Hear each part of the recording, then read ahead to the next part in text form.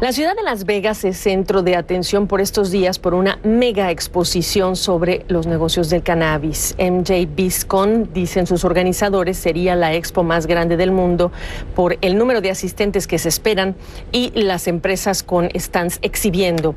Representados, dicen los organizadores, son más de 74 países, más de 1,300 expositores internacionales. Y se espera también que esta muestra revele las tendencias de esta industria que ya mueve millones de dólares y también los negocios que crecen o que se ven limitados a la par de las normas y leyes de cada país.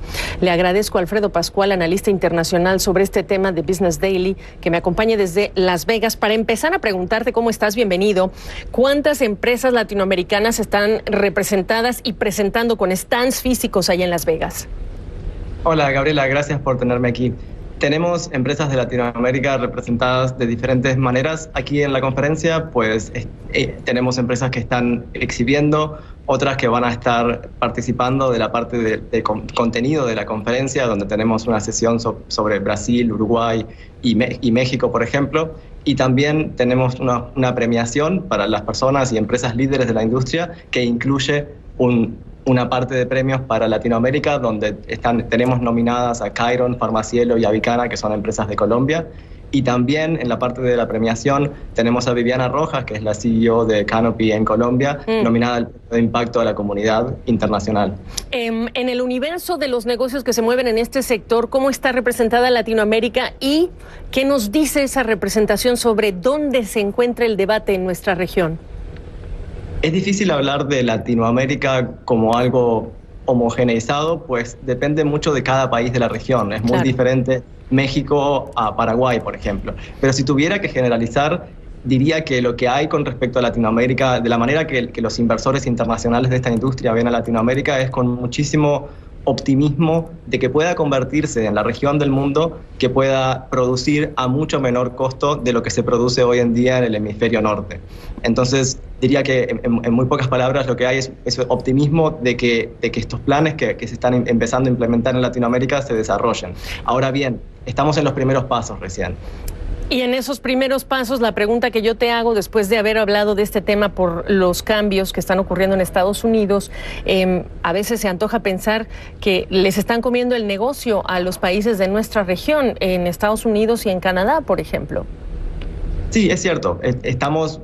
Los latinoamericanos, los países latinoamericanos estamos llegando un poco después a esta industria que está mucho más avanzada en Norteamérica, pero todavía no es demasiado tarde. Esto es una industria nueva prácticamente en todos lados. Y lo bueno, la manera positiva de ver que Canadá, por ejemplo, ya haya avanzado con esto, es que hay un montón de experiencia y capital canadiense que se está desplegando en este momento en Latinoamérica. Colombia ya recibió de inversión extranjera más de 400 millones de dólares, lo cual obviamente es muy positivo para el país porque genera muchísimos puestos de trabajo y también se trae un know-how al país, maquinaria e inversión que ayudan a generar una industria.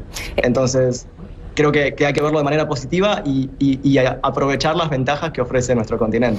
¿Ventajas en qué sentido cuando estamos hablando de regulaciones y de países en donde se permite para uso medicinal, otros para uso recreativo? Como dices, no se puede hablar con generalidades. Pensando en 2020, ese potencial tendría que verse realizado ¿en qué? Y incluso estoy pensando en exportaciones.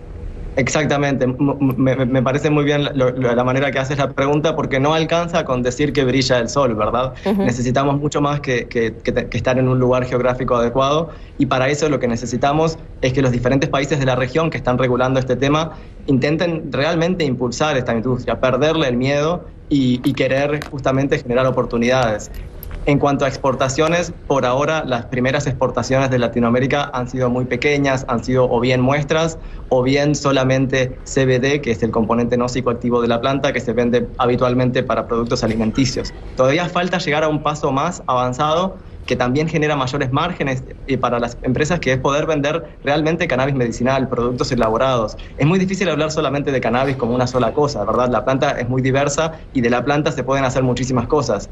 Creo que lo que tenemos que apuntar en Latinoamérica es generar una industria de valor agregado y con lo cual se pueda exportar productos farmacéuticos. A ese grado de desarrollo todavía no llegamos. Ojalá que el 2020 sea el año en el cual comiencen exportaciones desde la región a Alemania u otros países importadores del mundo de productos ya más avanzados.